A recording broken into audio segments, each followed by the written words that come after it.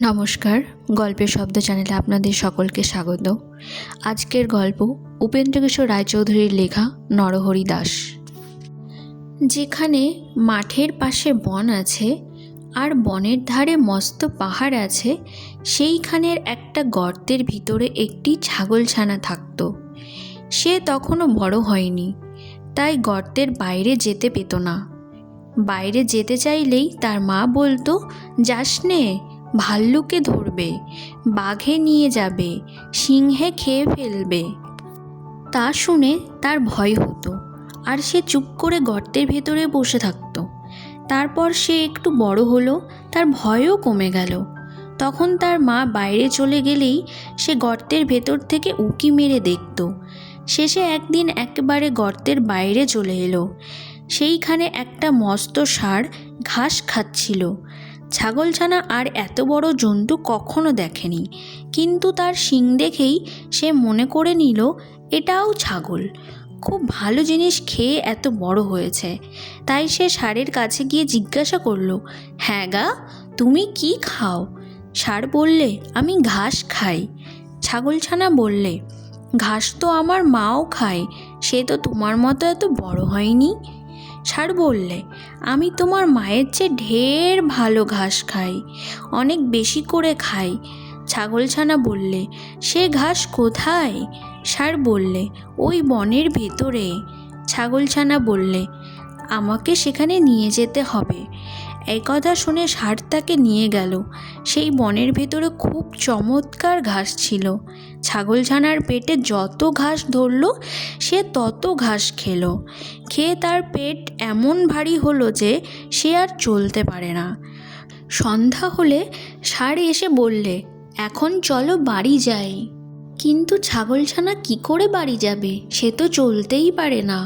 তাই সে বললে, তুমি যাও, আমি কাল যাব। এখন ষাঁড় চলে গেল। ছাগলছানা একটি গর্ত দেখতে পেয়ে তার ভেতরে ঢুকে রইল। সেই গর্তটা ছিল এক শিয়ালের। সে তার মামা বাঘের বাড়ি নিমন্ত্রণ খেতে গিয়েছিল। অনেক রাত্রে ফিরে এসে দেখে তার গর্তের ভেতর কি একটা রকম জন্তু ঢুকে রয়েছে। ছাগলছানাটা কালো ছিল, তাই শিয়াল অন্ধকারের ভেতর ভালো করে দেখতে পেল না। সে ভাবল, বুঝি রাক্ষস টাক্ষস হবে।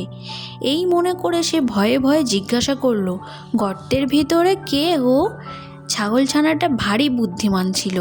সে বললে, লম্বা লম্বা দাড়ি, ঘন ঘন নাড়ি, সিংহের মামা আমি নরহরি দাস, 50 বাঘে মোর এক এক গ্রাস। শুনেই তো শিয়াল বাবা গো বলে সেখান থেকে দে ছুট। এমন ছুট দিল যে একেবারে বাঘের ওখানে গিয়ে তবে সে নিঃশ্বাস ফেললে। বাঘ তাকে দেখে আশ্চর্য হয়ে জিজ্ঞাসা করলে, কি ভাগ্নে, এই গেলে আবার এখনই এত ব্যস্ত হয়ে ফিরলে যে? শিয়াল হাঁপাতে হাঁপাতে বললে, মামা, সর্বনাশ হয়েছে। আমার গর্তে এক নরহরি দাস এসেছে। সে বলে কি না যে 50 বাঘে তার এক গ্রাস। তা শুনে বাঘ ভয়ানক রেগে বললে, বটে, তার এত বড় আস্পর্ধা? চল তো ভাগ্নে, তাকে দেখাবো কেমন 50 বাঘে তার এক গ্রাস। শিয়াল বললে, আমি আর সেখানে যেতে পারবো না। আমি সেখানে গেলে যদি সেটা আহা করে আমাদের খেতে আসে, তাহলে তুমি তো 2 লাফেই পালাবে, আমি তো তেমন ছুটতে পারবো না, আর সে বেটা আমাকেই ধরে খাবে। বাঘ বললে, তাও কি হয়? আমি কখনো তোমাকে ফেলে পালাবো না। শিয়াল বললে, তবে আমাকে তোমার লেজের সাথে বেঁধে নিয়ে চলো। তখন বাঘ তো শিয়ালকে বেশ করে লেজের সঙ্গে বেঁধে নিয়েছে, আর শিয়াল ভাবছে এবারে আর বাঘ মামা আমাকে ফেলে পালাতে পারবে না। এমনি করে তারা দুজনে শিয়ালের গর্তের কাছে এলো। ছাগলছানা দূর থেকেই তাদের দেখতে পেয়ে শিয়ালকে বললে, দূর হতভাগা, তোকে দিলাম 10 বাঘের কড়ি, 1 বাঘ নিয়ে এলি লেজে দিয়ে দড়ি। শুনেই তো ভয়ে বাঘের প্রাণ উড়ে গিয়েছে। সে ভাবলে যে নিশ্চয় শিয়াল তাকে ফাঁকি দিয়ে নরহরি দাসকে খেতে দেবার জন্য এনেছে। তারপর সে কি আর সেখানে দাঁড়ায়? সে 25 হাত লম্বা এক এক লাফ দিয়ে শিয়ালকে শুদ্ধ নিয়ে পালালো। শিয়াল বেচারা মাটিতে আছাড় খেয়ে, কাটার আঁচড় খেয়ে, ক্ষেতের আলে ঠোকর খেয়ে একেবারে যায় আর কি। শিয়াল চেঁচিয়ে বললে, মামা আল, মামা আল। তা শুনে বাঘ ভাবে বুঝি সেই নরহরি দাস এলো, তাই সে আরও বেশি করে ছোটে।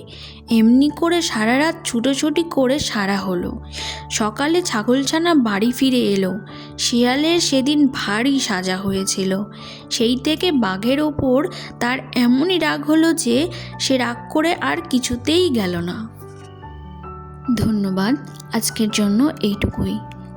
ভিডিওটি ভালো লাগলে চ্যানেলটিকে সাবস্ক্রাইব করে পাশে থাকবেন। নমস্কার।